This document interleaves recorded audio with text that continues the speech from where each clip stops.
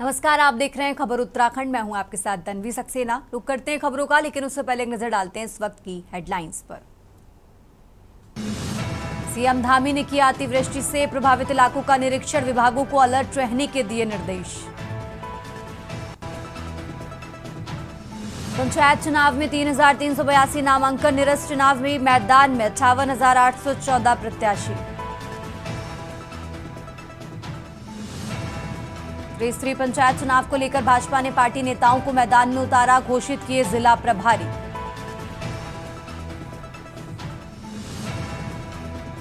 Solar परियोजना की क्षमता बढ़ाने पर ऑप्टो इलेक्ट्रॉनिक को झटका, नियामक आयोग ने खारिज की याचिका। हरिद्वार में कावड़ खंडित होने पर कावड़ियों ने किया हंगामा, 3 गाड़ियों में की जमकर तोड़फोड़। देहरादून से जाने वाले वाहनों के लिए आज से डाइवर्ट रहेंगे, कई रूट एडवाइजरी जारी। आप देख रहे हैं के न्यूज, खबरों का सारथी। और अब रुक करते हैं खबरों का और सबसे पहले बात करते हैं उत्तरकाशी की। उत्तरकाशी से खबर आपको बता रहे हैं, जहां कंसेरू गांव की मिसाल आज भी कायम है। आजादी से लेकर आज तक भी बनता है निर्विरोध प्रधान, बारी के आधार पर बनता है निर्विरोध जनप्रतिनिधि। उत्तरकाशी से खबर आपको बता रहे हैं, जहां गांव में छोटी बड़ी 11 थोक की आती हैं बारी। कंसेरू में आज तक नहीं लगा प्रधान का बक्सा, इस बार शोंकाड़ थोक से सतीश राणा बने प्रधान। तो बुजुर्गों की बनाई परंपरा आज भी इस गांव में यथावत है। उत्तरकाशी से खबर आपको बता रहे हैं, जहां बुजुर्गों की बनाई परंपरा आज भी यथावत है इस गांव में। तो कंसेरू गांव की मिसाल आज भी कायम है। उत्तरकाशी से खबर आपको बता रहे हैं, जहां कंसेरू गांव की मिसाल आज भी कायम, यहां बुजुर्गों की बनाई परंपरा आज भी यथावत है। आजादी से लेकर आज तक बनता है निर्विरोध प्रधान, तो बारी के आधार पर यहां पर बनाया जाता है निर्विरोध जनप्रतिनिधि। गांव में छोटी बड़ी 11 थोक की बारी आती है। कंसेरू में आज तक नहीं लगा प्रधान का बक्सा। उत्तरकाशी से अहम जानकारी आपको बता रहे हैं, जहां इस बार शोंकाड़ थोक से सतीश राणा प्रधान बने हैं। तो इस गांव में बुजुर्गों की बनाई परंपरा आज भी यथावत है।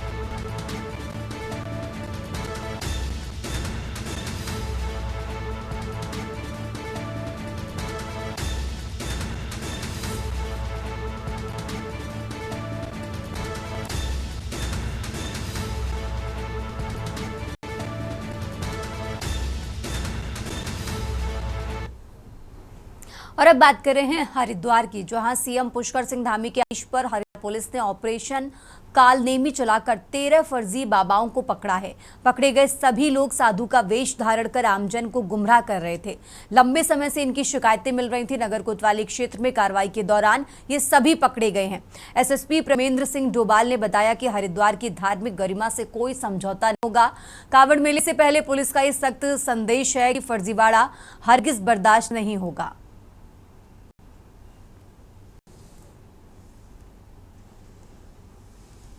और अब खबर हल्द्वानी से है, जहां मुखानी कुसुमखेड़ा क्षेत्र में प्रांतीय उद्योग व्यापार प्रतिनिधि मंडल की ग्रामीण इकाई द्वारा एक महापंचायत का आयोजन किया। महापंचायत में बड़ी संख्या में व्यापारियों ने भाग लिया और सरकार से साल 2018 में किए गए वादों को निभाने की मांग की। व्यापारियों ने कहा कि जब क्षेत्र को नगर निगम में शामिल किया गया था, तब सरकार ने नोटिफिकेशन जारी कर ये वादा किया था कि आगामी 10 सालों तक यानी 2028 तक इन नए जुड़े वार्डों से कोई कर नहीं वसूला जाएगा।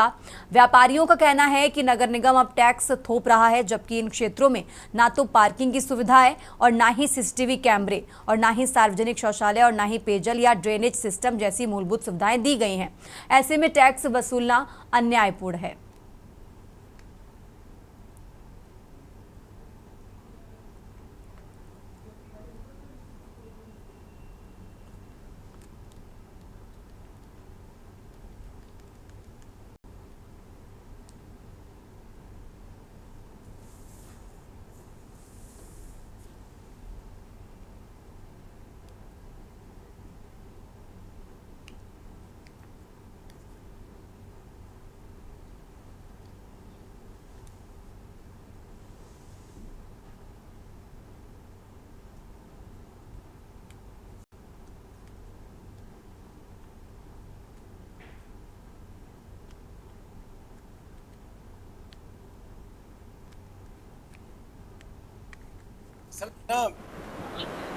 ये सरकारी उगाही का सबसे ताजा तरीन उदाहरण। समझ में नहीं आता कि माननीय मुख्यमंत्री जी कह गए 2018 10 साल तक किसी तरह का टैक्स नहीं लगेगा, फिर ये चुपके से अंदर खाने क्यों इसका नया जियो बना दिया गया और 2019 में नया जियो बना दिया गया। ये चोरी से लोगों की जेब से पैसा निकालने को आप क्या कहेंगे? इसे आप उगाही तो कहेंगे? कहाँ लेके जा रहे हैं हमारा स्टेट? जब जन प्रतिनिधियों और विशेष तौर पर मुख्यमंत्री जी की घोषणा का भी कोई औचित्य नहीं, तो आप समझ सकते हैं कि फिर क्या करेगी। आंदोलन नहीं करेगी तो क्या करेगी। 2018 में सरकार ने जब इस क्षेत्र को नगर निगम में जोड़ा था, तो उस समय यहाँ के व्यापारियों, यहाँ के घर वालों ने कहा था कि भाई हम 10 साल तक कोई टैक्स नहीं लेंगे। लेकिन आज उन्होंने जो है इसको पलट करके केवल हाउसिंग के लिए करा है और व्यापारियों से लेंगे करके ये बात कह रहे हैं। इसके लिए व्यापारी आंदोलनरत है और हम चाहते हैं कि क्या आज तक इतने समय में इन्होंने सुविधाएं क्या दी? हमें कोई सुविधा नहीं दी गई है और अपने वादे से मुकर रहे हैं। अब नगर निगम में जब भी अगली मीटिंग होगी, हम जितने भी पार्षद हैं और सहयोगी पार्षद हैं, नीमा दी है और भी सहयोगी पार्षदों की सहायता से इस प्रस्ताव को मैं वहां रखूंगा और हम आगामी मीटिंग में और इसको पास भी कराएंगे। हम उनसे कहेंगे, उन्हें समझाया जाएगा कि आप ही लोगों ने ये प्रस्ताव हमको दिया था। आगे बढ़ते हैं खबरों में। अब खबर अल्मोड़ा से है, जहां लक्ष्मेश्वर क्षेत्र में कई स्थानों पर लगातार पहाड़ों को काटा जा रहा है, जिससे लगातार पहाड़ कटे पड़े हैं। शुक्रवार को लक्ष्मेश्वर क्षेत्र के लोगों में उस समय भय का माहौल पैदा हो गया जब लक्ष्मेश्वर तिराहे पर एक मकान के बगल की ऊंची पहाड़ी से पहाड़ का एक हिस्सा भरभरा कर गिर गया। इससे पूरे क्षेत्र में धुंध छा गई, लोग दहशत में आ गए। क्षेत्र के लोगों ने नगर निगम के साथ साथ आपदा कंट्रोल को इसकी सूचना दी। सूचना मिलते ही आपदा प्रबंधन की टीम मौके पर पहुंची, जेसीबी लगाकर सड़क से मलबा हटाया गया।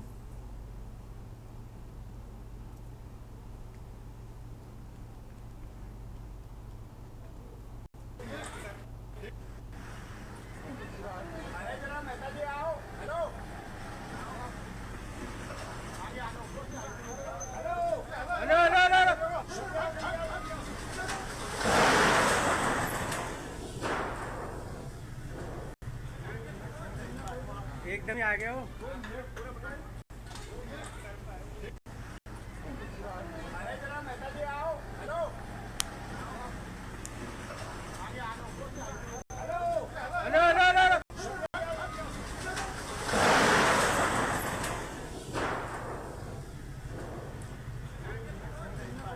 एकदम ही आ गया हो।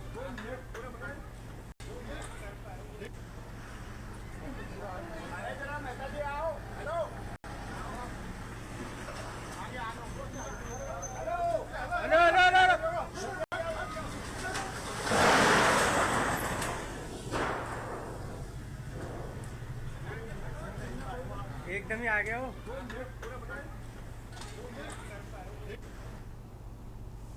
आगे बढ़ते हैं खबरों में। उत्तराखंड हाईकोर्ट ने नामांकन प्रक्रिया, मतदाता सूची व अन्य शिकायत को लेकर दायर सभी याचिकाओं को निरस्त कर दिया है, जबकि सितारगंज ब्लॉक के हरेंद्र सिंह सहित 100 से ज्यादा लोगों के मतदाता सूची से नाम हटाए जाने के मामले में हाईकोर्ट ने चुनाव आयोग से 22 जुलाई तक जवाब दाखिल करने को कहा है।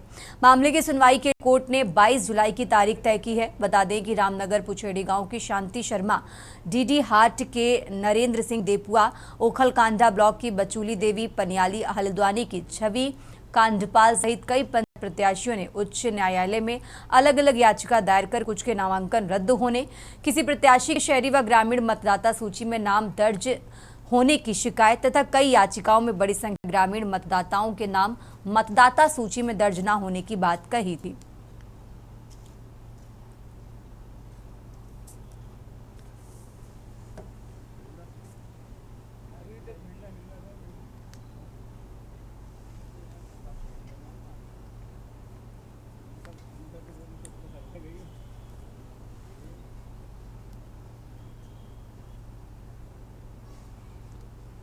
और अब बात कर रहे हैं हरिद्वार की। हरिद्वार से खबर आपको बता रहे हैं, जहां हरिद्वार के प्रेमनगर घाट पर डूब रहे एक युवक को एसडीआरएफ के जवानों ने बचाकर जीवन दान दिया। गंगा में नहाकर युवक अचानक गंगा के तेज बहाव में बहने लगा, जिसे देखकर वहां मौजूद लोगों ने शोर मचाया। इसके बाद घाट पर ड्यूटी पर तैनात एसडीआरएफ के जवान नवीन और सागर ने पानी में छलांग लगा दी। डीप डाइविंग के जरिए डूब रहे युवक का रेस्क्यू ऑपरेशन शुरू किया गया। इस बीच जवानों की दूसरी टीम भी राफ्टिंग बोट लेकर घटनास्थल पर पहुंची और युवक का सफल रेस्क्यू कर लिया गया।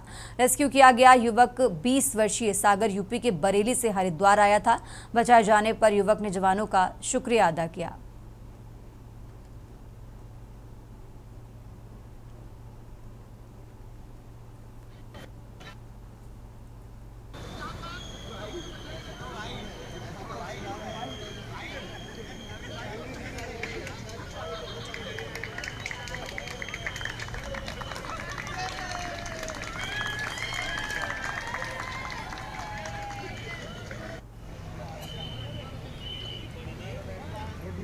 अरे डूब गया डूब गया डूब गया।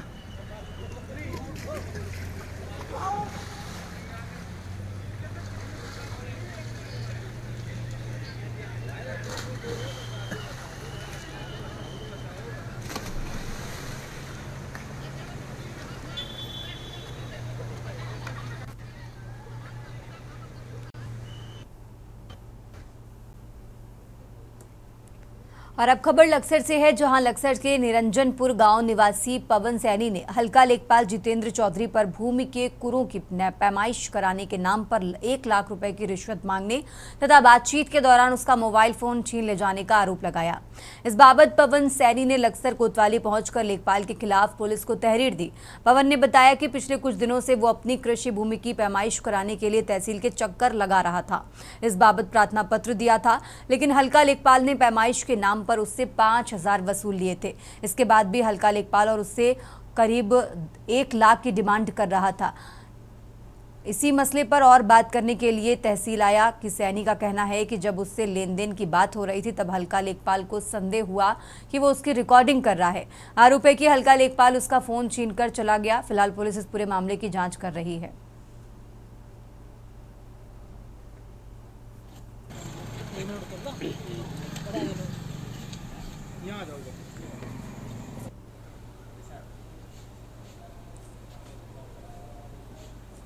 अगर करेगा तो जेल जाएगा।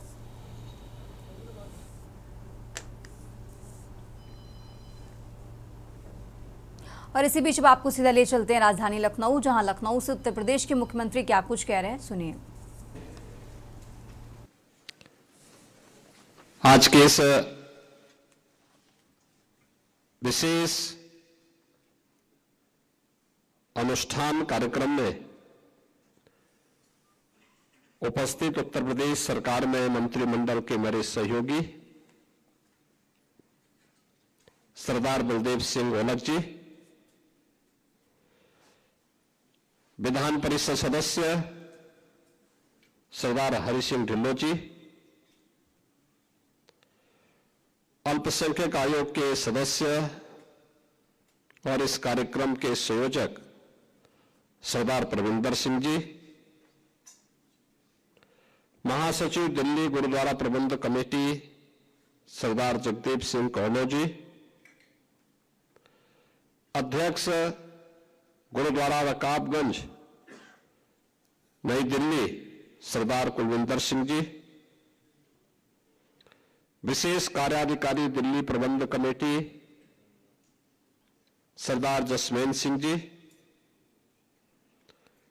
गुरुद्वारा चरण पादुका निजामाबाद आजमगढ़ बाबा सतनाम सिंह जी, अध्यक्ष गुरुद्वारा नाका हिंडोला डॉक्टर अमरजोत सिंह जी, महासचिव सरदार मनमीत सिंह बंटी जी, प्रबंधक गुरुद्वारा समिति मुरादाबाद सरदार गुरप्रीत सिंह दुआ जी, प्रधान गुरुद्वारा सरसैया घाट कानपुर सरदार रमेंद्र सिंह जी,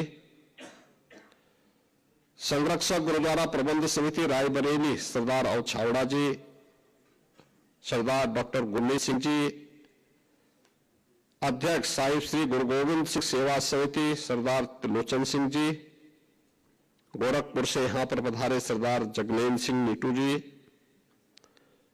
मुजफ्फरनगर से हमारे यहां पर पधारे सरदार सुखदर्शन सिंह वैदी जी, ब्लॉक प्रमुख पीलीभीत और वहां के चेयरमैन सरदार गुरुभाग सिंह जी, अध्यक्ष गुरुद्वारा सिंह सभा बहराइच सरदार मनदीप सिंह वालिया जी, उत्तर प्रदेश के सूचना आयुक्त श्री स्वतंत्र प्रकाश जी, प्रदेश के अलग अलग जनपदों से यहां पर उपस्थित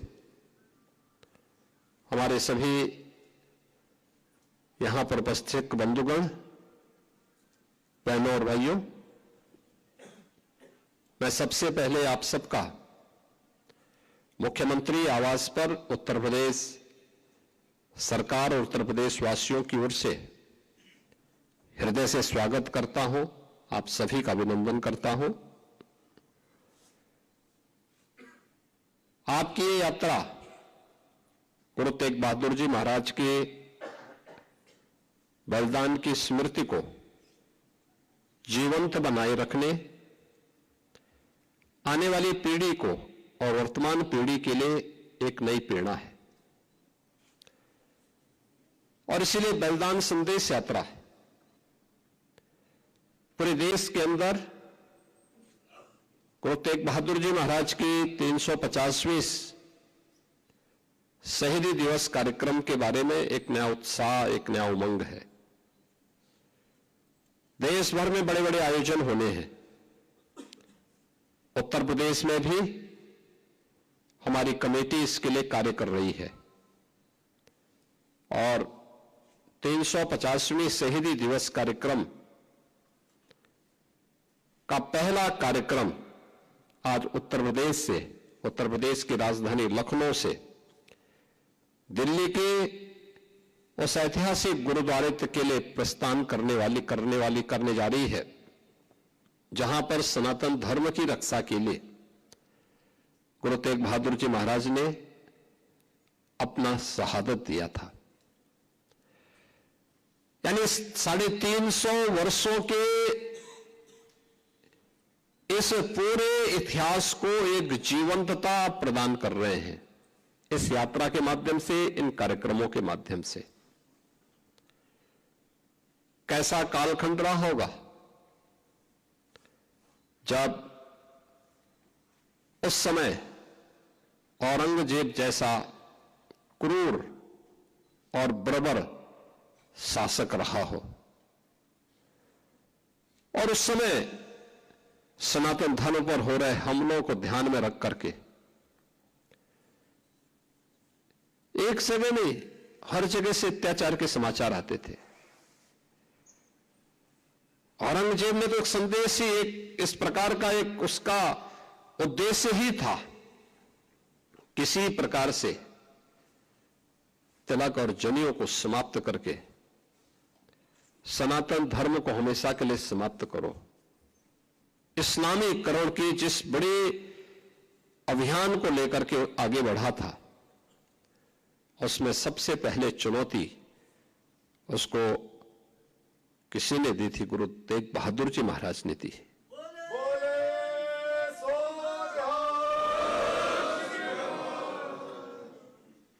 आप याद करिए कि गुरु तेग बहादुर जी महाराज ने उस चुनौती को स्वीकार किया और क्या क्या अत्याचार नहीं हुए। भाई सतीदास के साथ में, भाई मतीदास के साथ में, भाई दयाला जी के साथ में किस किस प्रकार का अत्याचार हुआ, किस क्रूरता की सारी सीमाओं को तोड़ करके उन्होंने भय से, प्रलोभन से गुरु तेग बहादुर जी महाराज को इस्लाम स्वीकार करने के लिए दबाव बनाया, लेकिन वे अपने पद से कतई विचलित नहीं हुए। उन्होंने अपनी शहादत दी, लेकिन आने वाली पीढ़ी के लिए एक नई प्रेरणा भी दे दी। यही शहादत की परंपरा है जिस पर वर्तमान भारत की नींव खड़ी है। आज हम स्वतंत्र भारत में दुनिया की चौथी बड़ी अर्थव्यवस्था के रूप में अपने आप को स्थापित किए हैं। प्रधानमंत्री मोदी जी के नेतृत्व में भारत दुनिया की चौथी बड़ी अर्थव्यवस्था बनी है। पूरे देश और पूरी दुनिया के अंदर एक नया उत्साह है। इसकी नींव में इस शहादत है, वह बलिदान है जो चार चार साहबजादे देश और धर्म की रक्षा करने के लिए अपने आप को बलिदान करने में संकोच नहीं करते। और यही कारण है कि सत्य को कोई समाप्त नहीं कर सकता है। हर काल, हर परिस्थिति में वह अपनी आप के अस्तित्व को बनाए रखता है, और यही तो हम सब देख रहे हैं। सिख गुरुओं का इतिहास भारत की उस सच्चाई को हम सबके सामने, देश और दुनिया के सामने प्रस्तुत करता है, जिस इतिहास पर वर्तमान भारत की एक सुदृढ़ नींव खड़ी है। आज जब हम 350 शहीदी दिवस कार्यक्रम के व्यापक अभियान को लेकर के, संदेश यात्रा को लेकर के यहां से चल रहे हैं, याद करना, जब हम आगे बढ़ते हैं तो हमारे सामने चुनौती भी उतनी कठिन होती है। मैं यहां धन्यवाद दूंगा लखनऊ के अपने गुरुद्वारा से जुड़े हुए, प्रबंधक कमेटी से जुड़े हुए सभी पदाधिकारियों को।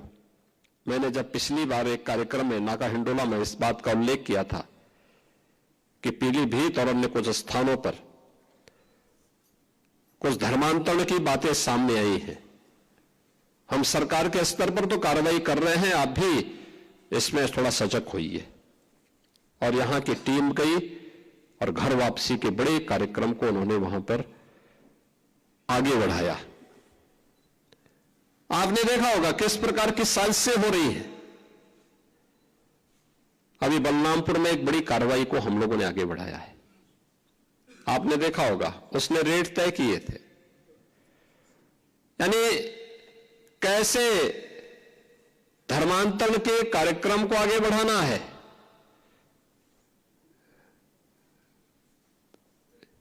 हिंदुओं में, ब्राह्मण में, क्षत्रिय में, सिखों में, अन्य ओबीसी जातियों में, अनुसूचित जाति जनजाति के लोगों को कैसे धर्मांतरित करना, सबके रेट उसने तय किए हुए थे। विदेशों से उसमें धनराशि आ रही थी। आप सोचिए 100 करोड़ से अधिक का ट्रांजैक्शन अब तक उसके 40 खातों में प्राप्त हुआ है, और लगातार उस अभियान को आगे बढ़ाने का कार्य कर रहा था। लोग किस रूप में देश का स्वरूप बिगाड़ने का काम कर रहे हैं। प्रक्रिया बदली है, उद्देश्य उनका वही है जो उस समय था। हां, काम का तरीका उन्होंने बदला है।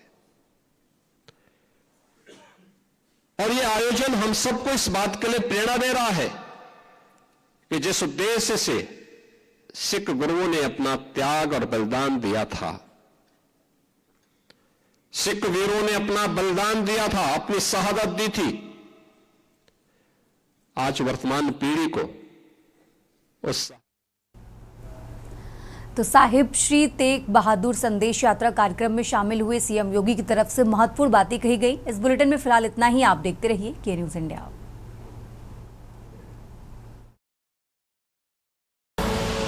आप देख रहे हैं के न्यूज, खबरों का सारथी।